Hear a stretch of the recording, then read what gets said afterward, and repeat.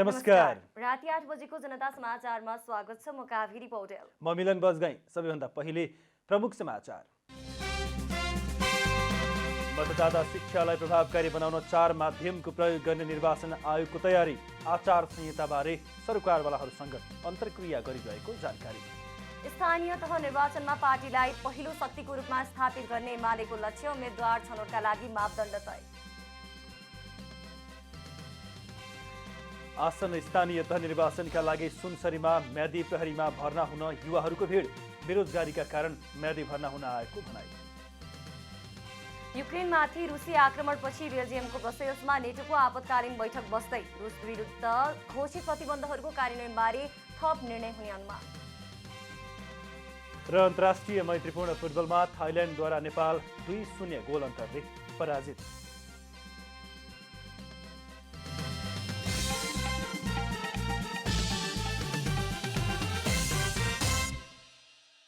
अब पूरा समाचार। निर्वाचन आयोगले मतदाता शिक्षालाई प्रभावकारी बनाउन विभिन्न 4 माध्यमको प्रयोग गर्ने गरी तयारी थालेको छ। स्थानीय तहको निर्वाचन आउन 50 दिन बाँकी छ। निर्वाचन शिक्षा र सूचनाको सम्प्रेषणका लागि विभिन्न माध्यमका 4 सूचीमा सूचीकृत हुन विभिन्न संस्थालाई आह्वान गरिएकोमा त्यसमाथि परेका आवेदनको अध्ययन भइरहेको निर्वाचन आयोगले जनाएको छ। मतदाता शिक्षा सामग्री तयारीका लागि विभिन्न 4वटा समूहमा फर्म संस्था सूचीकृतका लागि सूचना गरिएकोमा समूह क अडियो तथा भिडियो सामग्री उत्पादनमा 61वटा, समूह ख रेडियो तथा टेलिभिजन प्रसारणमा 15वटा, समूह ग सूचना एवं सन्देश प्रकाशनमा 19वटा र समूह घ सामाजिक सञ्जाल प्रवर्धनमा 45वटा फर्म संस्थाहरूको आवेदन दर्ता भएको छ। राष्ट्रिय दल बाहेक दर्ता भएका अन्य 73 दललाई जिल्ला स्तरीय संगठन संरचनाको विवरण पठाउन सूचित गरिएकोमा 58 जनाले मात्रै विवरण पठाएका छन्, जसमाथि अध्ययन चलिरहेको निर्वाचन आयोगले जनाएको छ। जिल्लासम्मको संगठनको विवरण पठाउन नसकेमा त्यस दलका उम्मेद्वारले स्वतन्त्र उम्मेद्वारले पाउने निर्वाचन चिन्ह लिएर लड्नुपर्नेछ। संगठन संरचना जिल्ला समितिको विवरण आयोग र निर्वाचन कार्यालयमा मिति 78/12/6 गते भित्र पेश गर्न निर्देशन दिए बमोजिम दलहरूले आयोग र निर्वाचन कार्यालयमा प्राप्त विवरण रुजु तथा भिडान गर्ने कार्य भइरहेको छ।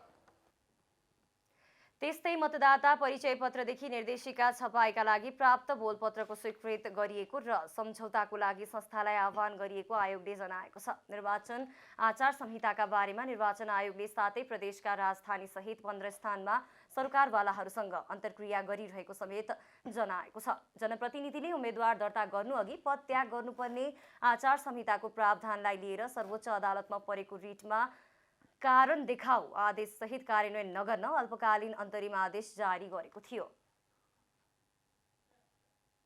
नेकपा एमालेले स्थानीय तह निर्वाचनमा उम्मेद्वार छनौट गर्नका लागि 6वटा मापदण्ड तय गरेको छ।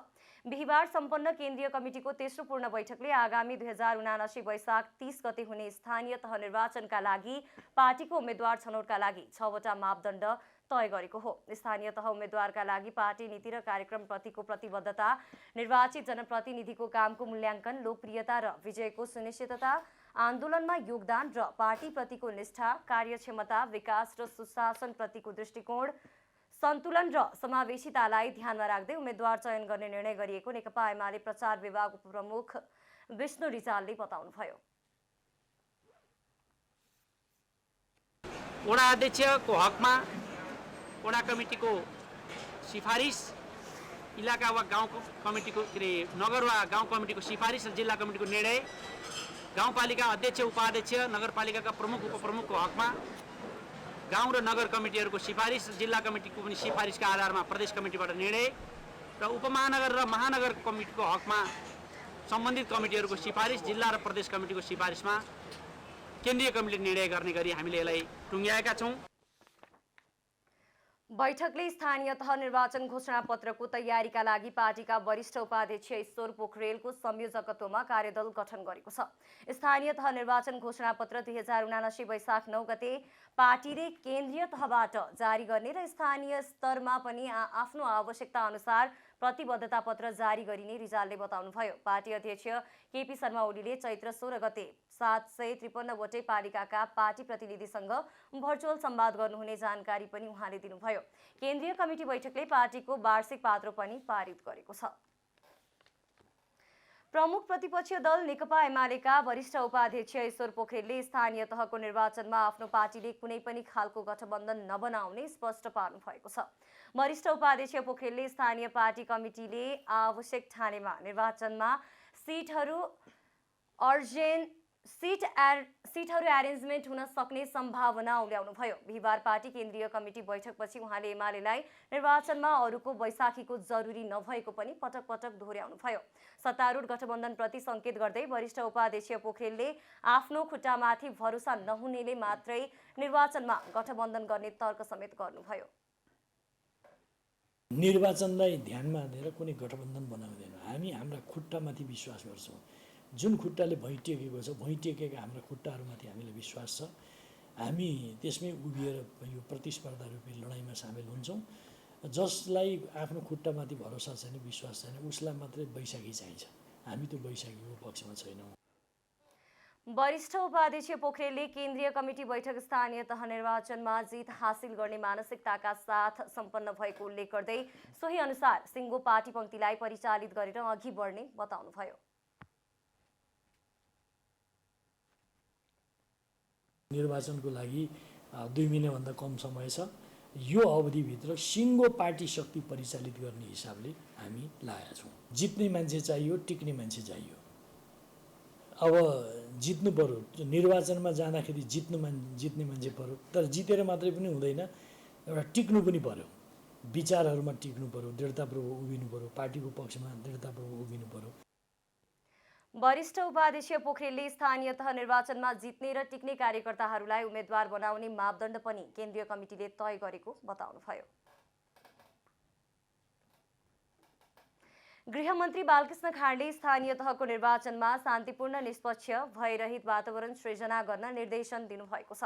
बिहिबार गृह मन्त्रालयमा बसेको केन्द्रीय सुरक्षा समितिको बैठकमा गृहमन्त्री खाँडले सुरक्षा निकायलाई यस्तो निर्देशन दिनुभएको मन्त्रालयका प्रवक्ता फणीन्द्रमणि पोखरेलले बताउनुभयो। उहाँले बैठकमा चिनिया विदेश मन्त्रीको सुरक्षा तयारीका बारेमा पनि छलफल भएको बताउनुभयो। चिनिया विदेश मन्त्री वाङ यीले शुक्रबार 3 दिने नेपाल भ्रमणमा आउँदै हुनुहुन्छ। त्यस्तै बैठकमा समसामयिक सुरक्षा स्थिति र निर्वाचनको तयारीका बारेमा पनि छलफल भएको गृह मन्त्रालयका प्रवक्ता पोखरेलले बताउनुभयो।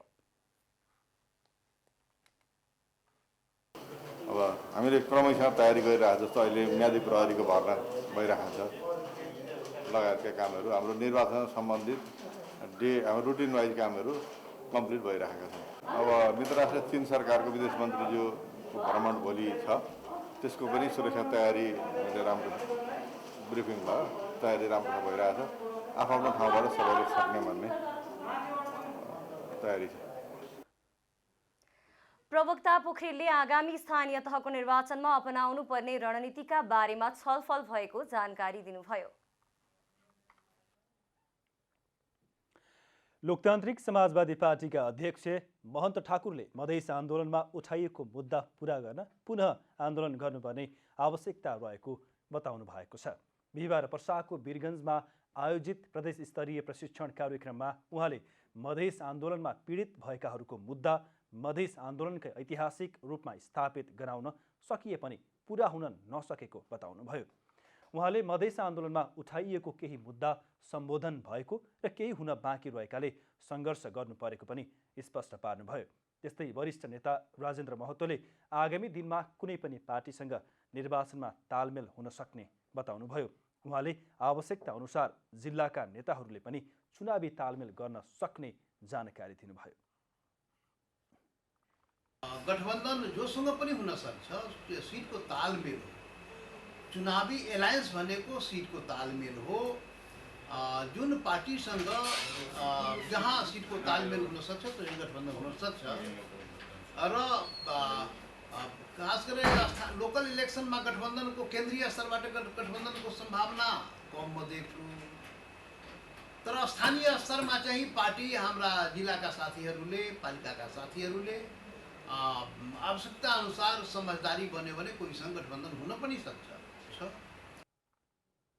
वरिष्ठ नेता महतोले जनता समाजवादी पार्टीका अध्यक्ष उपेन्द्र यादवप्रति कटाक्ष गर्दै नेता महतोले मधेसवाद र मधेसी जनताको नाममा सिँढी चढेर सत्तामा रमाउने गरेको र मधेसको मुद्दा छोड्ने गरेको आरोप लगाउनुभयो।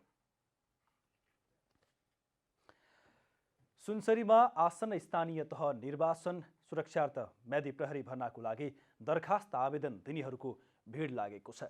म्यादी प्रहरी भर्नाका लागि चैत 6 देखि 11 गतेसम्म आवेदन दिने समय निर्धारण गरिएको छ।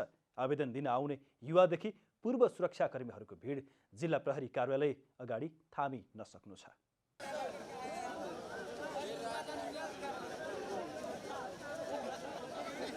यो दृश्य सुनसरीको इनरवा स्थित जिल्ला प्रहरी कार्यालय अगाडिको हो, जहाँ आसन्न स्थानीय तह निर्वाचन सुरक्षार्थ म्यादी प्रहरी भर्नाको लागि दरखास्त आवेदन दिनेहरूको निकै लामो लाइन देख्न सकिन्छ।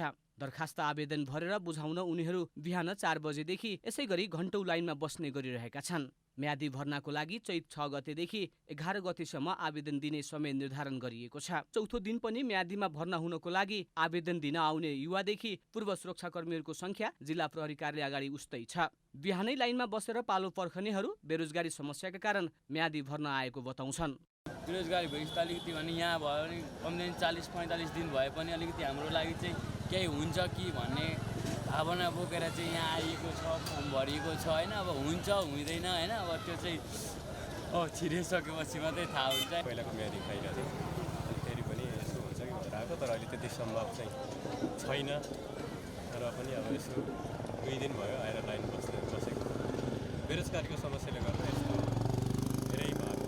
पहिला सेक्युरिटीमा गरेँ, त्यसपछि इराकमा गएर इराकी आर्मीहरूसँग सेक्युरिटीमै गरेँ, अनि त्यसपछि मलेसियामा गएर पनि सेक्युरिटी गरेँ। अनि त्यो भएको हुनाले पहिला काम गरेको सेक्युरिटीतिर काम गरेकोहरू चाहिँ आउनुहोस् तुरुन्तै लाग्छ भन्ने खबर पाएर म आएको, अस्तिदेखि आएको हो।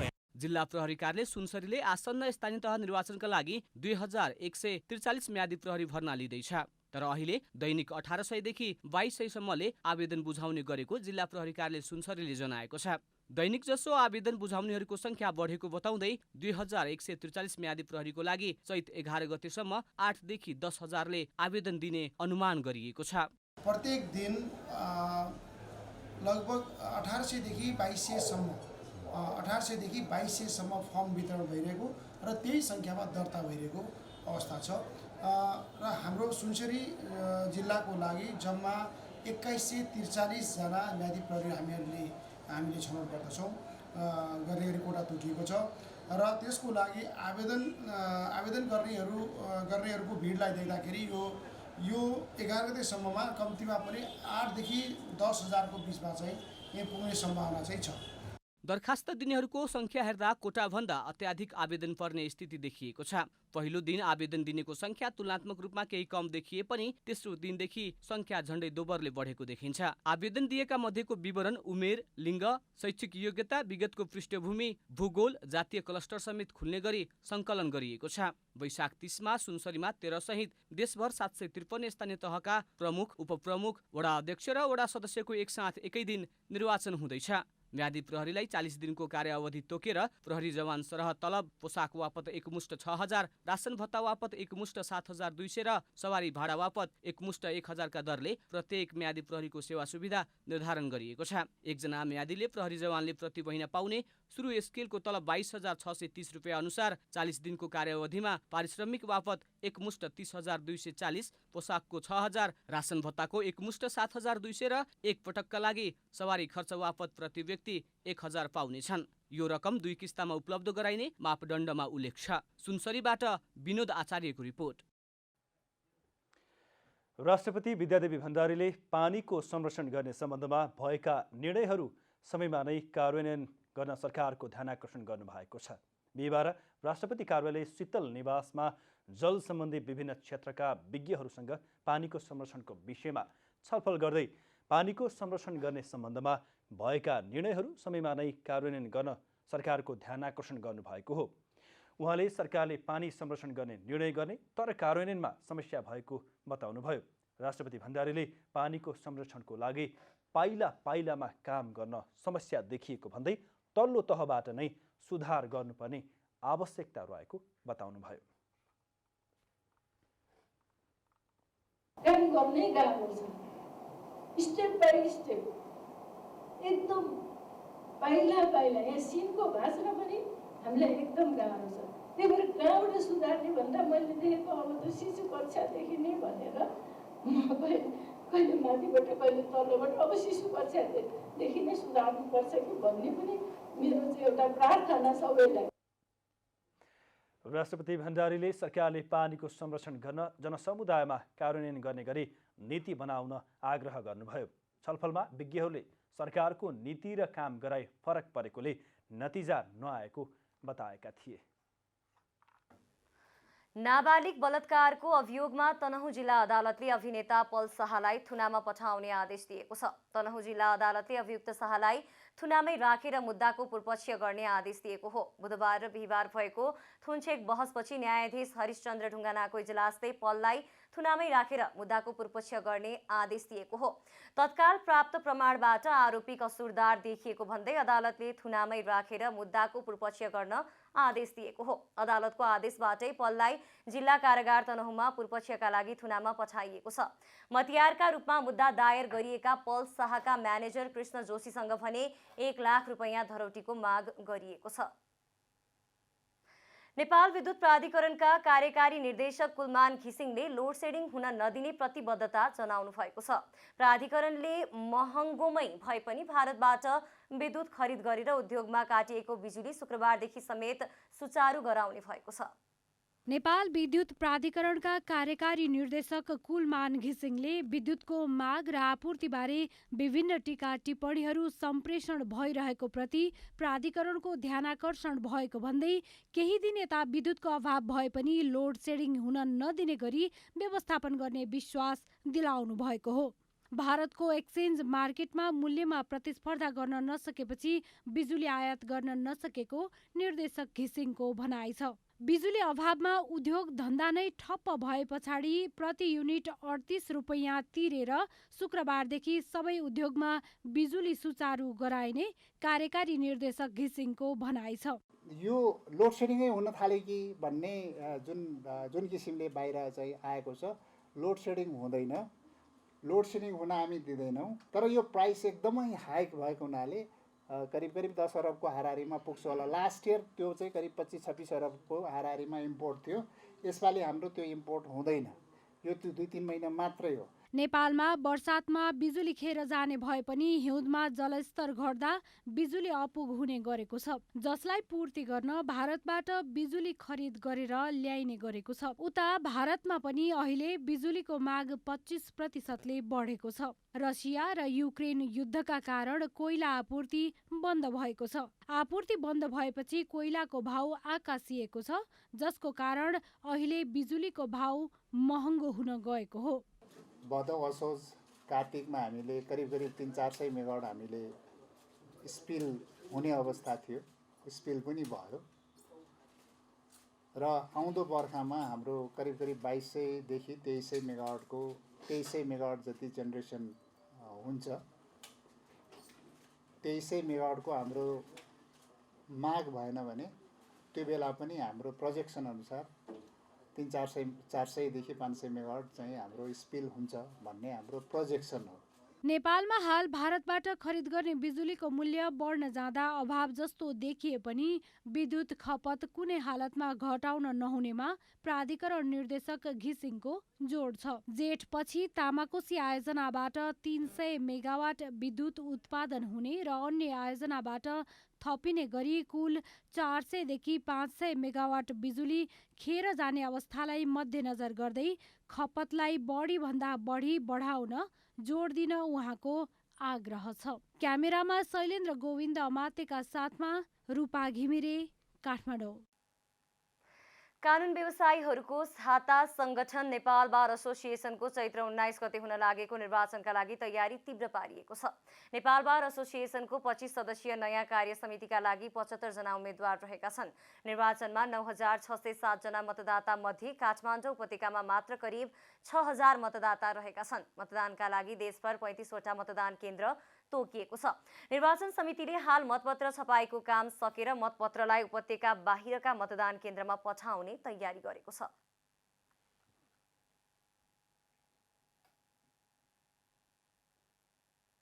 काठमाडौँ सहित 35 वटा मतदान केन्द्रहरूमध्ये 34 केन्द्रको लागि हामी मतपत्रहरू बाहिर पठाउँदैछौँ।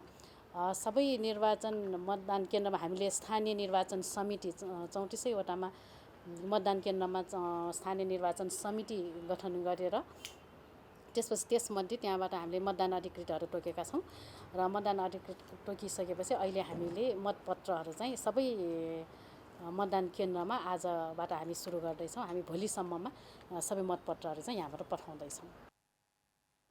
निर्वाचन समितिले मतपेटिकाको लागि निर्वाचन आयोगसँग सहयोग मागेको छ। मतदान सकिएपछि अन्तिम मत परिणाम आउन केही दिन लाग्ने निर्वाचन समितिले जनाएको छ।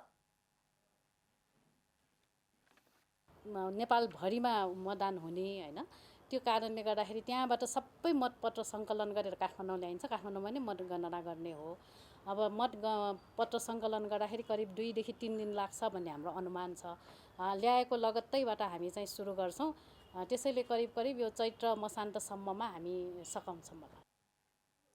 निर्वाचन समितिले जनशक्ति व्यवस्थापनका लागि नेपाल बार काउन्सिलका कर्मचारी परिचालन गर्ने तयारी गरेको छ। यसअघि नै निर्वाचन आचार संहिता जारी गरिसकेको निर्वाचन समितिले त्यसको अनुगमनका लागि 9 सदस्यीय पर्यवेक्षण समिति समेत गठन गरेको छ। गायक प्रकाश सपुतले पछिल्लो गीत पीरबाट हटाएको दृश्य कसैको दबावमा नभई समाजको भावनालाई बुझेर हटाएको स्पष्टीकरण दिनुभएको छ। शुक्रबार काठमाडौँमा पत्रकार सम्मेलन गर्दै गायक प्रकाश सपुतले पीर गीतमा रहेको देह व्यापार सम्बन्धित दृश्य कसैको दबावमा नभई समाजको भावनालाई लिएर हटाएको बताउनु भएको हो। उहाँले उक्त दृश्यले समाजमा र त्यस्तै पेसामा आधारित मानिसहरूलाई झनै पीर परेको भन्दै गीतबाट केही दृश्य हटाउनु परेको बताउनुभयो। भावना छ, हामीसँग सम्बन्ध छ, हामीसँग कसैको दुःखसँग रिलेट गर्ने मन छ। सो त्यो मन र भावनाका हिसाबले चाहिँ त्यो पात्रको चित्त दुःख हो है भन्ने हिसाबले मात्रै त्यो पाठ हटाएको। जसले चाहिँ साँच्चीकै युद्ध लडेका थिए, जो साँच्चीकै घाइते थिए, तिनीहरूको चित्त दुखोस् भन्ने चाहिँ मेरो उद्देश्य थिएन। त्यो सोलो डोलोमा चाहिँ तिनीहरूको पनि चित्त दुखेछ भनेपछि तिनीहरूको चाहिँ किन चित्त दुखाउने, जो आफैमा चित्त दुखी बाँचेका छन्। त्यस्तै अभिनेत्री सुरक्षा पन्तले गीतको बारेमा आफूलाई पनि धेरै मेसेजहरू आएको बताउनुभयो। उहाँले गीतबाट उक्त दृश्य हटाउने कुरा गायक सपुतको नितान्त व्यक्तिगत कुरा रहेको बताउनुभयो। अभिनेत्री पन्तले समाजमा भएका कुरालाई भावनासँग जोड्दा राम्रो हुने सोचका साथ त्यो दृश्य हटाइएको बताउनुभयो। यदि यो हटाउँदैमा रूपान्तरण हुन्छ, अहिलेको लागि चाहिँ सबैजनाको पीरलाई त्यति झकझकाउनु भन्दा पनि अलिकति शान्त स्वभावले नै जाउँ, अलि मिलेर नै जाउँ भन्ने माहौल सृजना गर्छ भने वाइ नट लेट्स रिमुभ भन्ने हिसाबले रिमुभ गर्नुभएको हो। तर इट्स अ बिग क्वेसन। त्यो कर्ममा लागेका जति पनि व्यक्तिहरूको पीडा छ त्यसलाई कुनै न कुनै हिसाबले हामीले उजागर गर्न जरुरी थियो। गायक सपुतको पछिल्लो गीत पीरमा जनयुद्धकालीन परिवेशमा देश विकासका लागि लडेका योद्धाहरूको दुःख देखाइएको छ।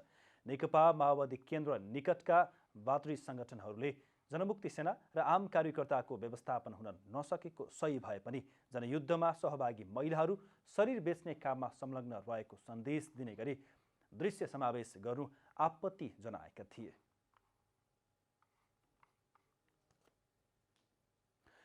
बागमती प्रदेश सरकारका आन्तरिक मामिला तथा कानुन मन्त्री कृष्ण प्रसाद शर्मा खनालले प्रदेश सरकारले संघीयताको अनुभूति गर्न नसकेको बताउनु भएको छ। बिहिबार बागमती प्रदेश सञ्चार रजिस्ट्रारको कार्यालयले काठमाडौँमा आयोजना गरेको एफएम रेडियो र टेलिभिजन सञ्चालनमा कानुनी सहजीकरणका लागि उपायका विषयमा सञ्चार सरोकारवाला सङ्घको छलफल कार्यक्रममा उहाँले प्रदेश सरकारले बनाएका ऐन कानुनहरूलाई कार्यान्वयन पनि गर्न नसकेको बताउनुभयो।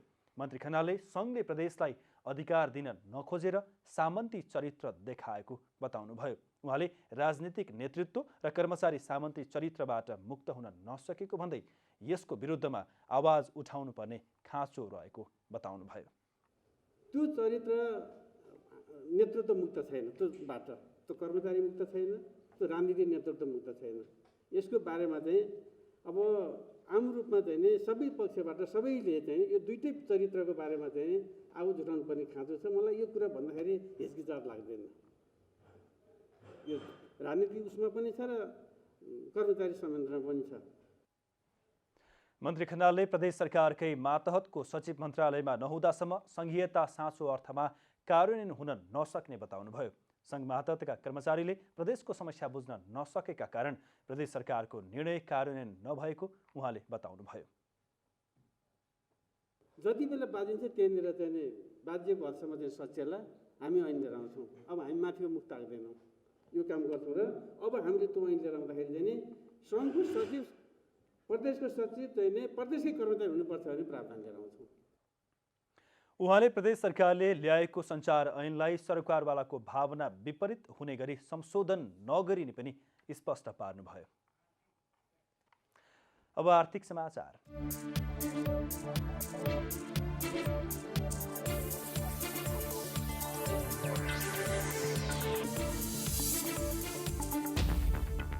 सरकारी लगानीमा रहेका गोरखकाली रबर उद्योग र बुटवल धागो कारखाना निजी क्षेत्रबाट प्रस्ताव आह्वान गरी सञ्चालन गर्न सिफारिस गरिएको छ। अर्थमन्त्री जनार्दन शर्माले गत 15 कार्तिकमा बन्द रहेका उद्योग पुनः सञ्चालन गर्न मोडालिटी अध्ययन गर्न कार्यदल गठन गर्नुभएको थियो।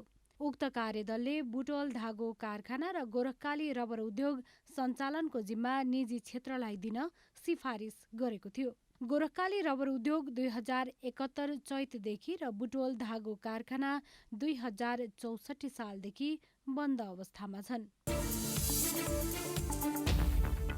काठमाडौँको चोभारमा रहेको सुक्खा बन्दरगाह चैत्र महिनाभित्रै सञ्चालनमा आउने भएको छ। असार महिनामै निर्माण सम्पन्न भएको चोभार सुक्खा बन्दरगाहमा भन्सार कार्यालय, बैंक तथा अन्य पूर्वाधार स्थापना भएपछि सञ्चालनमा आउन लागेको हो।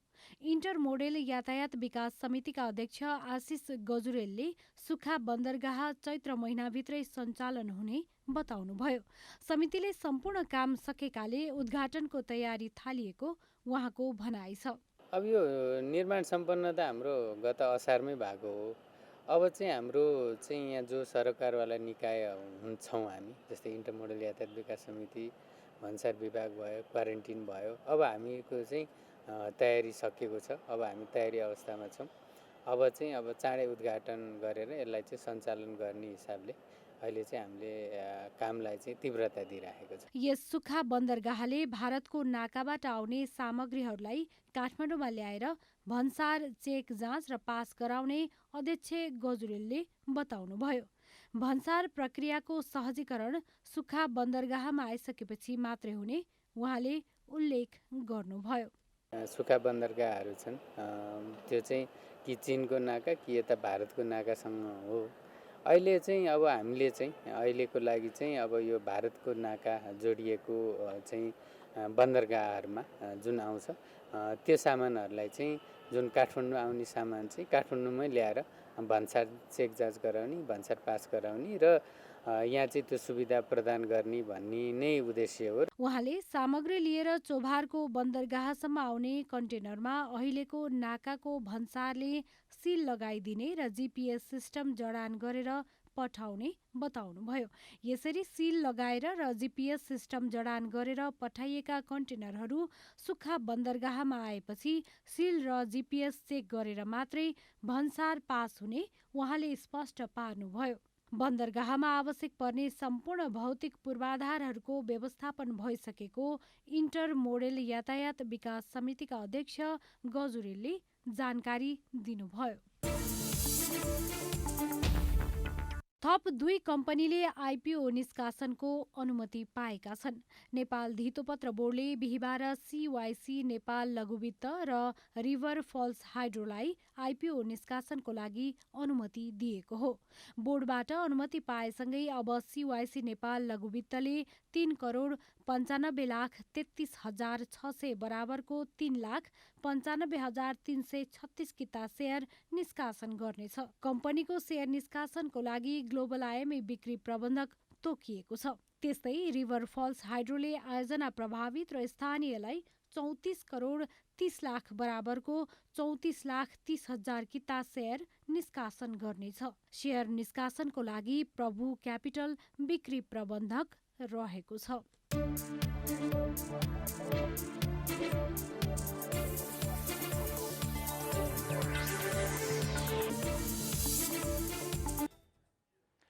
अब खेलकुद समाचार।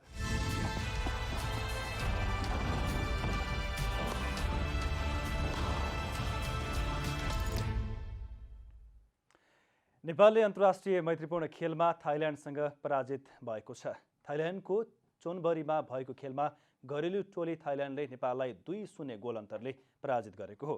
थाइल्यान्डको जितमा फिलिप रोलर र चाओबाट बिराचार्टले गोल गरे। पहिलो हाफ गोलरहित बराबरीमा सकिए पनि दोस्रो हाफमा थाइल्यान्डले 2 गोल गरेको थियो। एएफसी एसियन कप छनौट अन्तर्गत तेस्रो चरणको खेल अघि नेपालले थाइल्यान्डसँग खेलेको हो। यस्तै नेपालले थाइल्यान्डको क्लब चोनबरी एफसीसँग पनि मैत्रीपूर्ण खेल खेल्नेछ। उक्त खेल आइतबार हुनेछ। एसियन कप छनौटमा नेपाल समूह एमा रहेको छ। नेपाल रहेको समूहमा कुवेत, इन्डोनेसिया र जोर्डन रहेका छन्। नेपालको समूहको छनौट खेलहरू कुवेतमा आयोजना हुनेछ। छनौट खेलहरू जुन 8 देखि 14 सम्म हुनेछन्। नेपालले जुन 8 मा जोर्डनसँग खेल्दै छनौटको सुरुवात गर्नेछ। दोस्रो खेलमा नेपालले जुन 11 मा कुवेतको सामना गर्नेछ। नेपालले जुन 14 मा इन्डोनेसिया विरुद्ध खेल्नेछ। लगातार 7 खेलमा बराबरीको नतिजा निकालेको श्रीकुमारी क्लबले शहीद स्मारक बी डिभिजन फुटबल लिगमा पहिलो जित हात पारेको छ। साधुबाटो स्थित एन्फा कम्प्लेक्समा बिहिबार भएको खेलमा श्रीकुमारीले खुमलचार युथ क्लबलाई 1-0 गोल अन्तरले पराजित गरेको हो। श्रीकुमारीलाई जित दिलाउन सृजनराज गौतमले निर्णायक गोल गरे। सृजनले दोस्रो हाफको इन्जुरी समयमा गरेको एकमात्र गोल श्रीकुमारीका लागि पर्याप्त रह्यो। जितसँगै श्रीकुमारीले 8 खेलबाट 10 अङ्क जोडेको छ।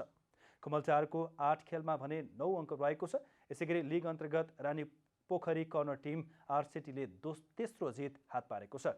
बिहिबार भएको खेलमा आरसिटीले सामाजिक युथ क्लबलाई 3-0 ले पराजित गरेको हो। आरसिटीको जितमा प्रज्वल गुरुङले 2 तथा विश्वास थापा मगरले 1 गोल गरे। जितसँगै आरसिटीले 8 खेलबाट 12 अङ्क जोड्दै तालिकाको चौथो स्थानमा उक्लिएको छ। सामाजिक युथ भने 8 खेलबाट 7 अङ्क जोड्दै 9 स्थानमा यथावत रहेको छ। अब मौसम समाचार।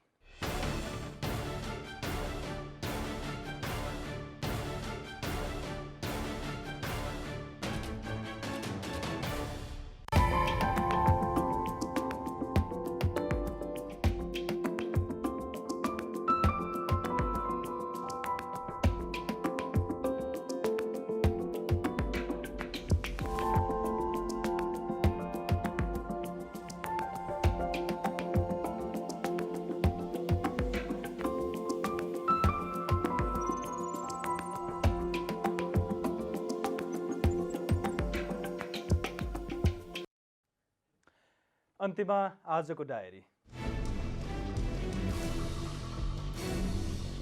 नेकपा एमाले स्थानीय तह निर्वाचनमा उम्मेद्वार छनौट गर्नका लागि 6वटा मापदण्ड तय गरेको छ।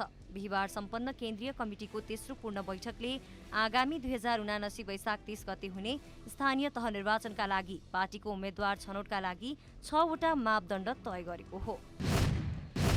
गृहमन्त्री बालकृष्ण खाँडले स्थानीय तहको निर्वाचनमा शान्तिपूर्ण, निष्पक्ष, भयरहित वातावरण सृजना गर्न निर्देशन दिनुभएको छ। बिहिबार गृह मन्त्रालयमा बसेको केन्द्रीय सुरक्षा समितिको बैठकमा गृहमन्त्री खाँडले सुरक्षा निकायलाई यस्तो निर्देशन दिनुभएको मन्त्रालयका प्रवक्ता फणिन्द्रमणि पोखरेलले बताउनुभयो। प्रवक्ता पोखरेलले आगामी स्थानीय तहको निर्वाचनमा अपनाउनुपर्ने रणनीतिका बारेमा छलफल भएको जानकारी दिनुभएको छ। साताको अन्तिम दिन बिहिबारको कारोबारमा पनि नेप्से परिसूचकमा ओह्रालो लागेको छ। बिहिबार नेप्से परिसूचक 16.69 अङ्कले घटेर 2613.67 बिन्दुमा झरेको छ। त्यस्तै सेन्सिटिभ इन्डेक्स 6.17 अङ्कले घटेको छ भने फ्लोट इन्डेक्स 126 अङ्क र सेन्सिटिभ फ्लोट इन्डेक्स 1.89 अङ्कले गिरावट आएको छ। बिहिबार कारोबारमा आएका 224 कम्पनीको 52,98,543 किता सेयर 3,24,89,43,824 रुपैयाँ बराबरको कारोबार भएको छ। नेटो नेताहरू युक्रेनमा रुसको आक्रमणको प्रतिक्रियामा आफ्नो अर्को कदमबारे छलफल गर्न बेल्जियमको राजधानी ब्रसेल्स पुगेका छन्। रुसले युक्रेनमाथि आक्रमण गरेपछि उत्तर एटलान्टिक सन्धि संगठन नेटोको आपतकालीन बैठक बस्न लागेको हो। बैठकले पूर्वी युरोपका देशहरूको सुरक्षाका लागि थप सैनिक परिचालन गर्न सक्ने बीबीसीले जनाएको छ। लगातार 7 खेलमा बराबरीको नतिजा निकालेको श्रीकुमारी क्लबले शहीद स्मारक बी डिभिजन फुटबल लिगमा पहिलो जित हात पारेको छ। सातोबाटो स्थित एन्फा कम्प्लेक्समा बिहिबार भएको खेलमा श्रीकुमारीले खुमलटार युथ क्लबलाई 1-0 गोल अन्तरले पराजित गरेको छ। यसैगरी लिग अन्तर्गत रानीपोखरी कर्नर टिम आरसीटीले तेस्रो जित हात पारेको छ। जितसँगै आरसीटीले 8 खेलबाट 12 अङ्क जोड्दै तालिकाको चौथो स्थानमा उक्लिएको छ।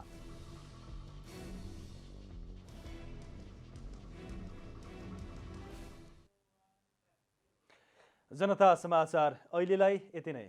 जनताद्वारा जनताका लागि प्रसारित जनता टेलिभिजनका कार्यक्रमहरू युट्युब, ट्विटर, फेसबुक र हाम्रो वेबसाइट जनतासमाचार.com मा पनि पढ्न र हेर्न सक्नुहुनेछ। नमस्कार।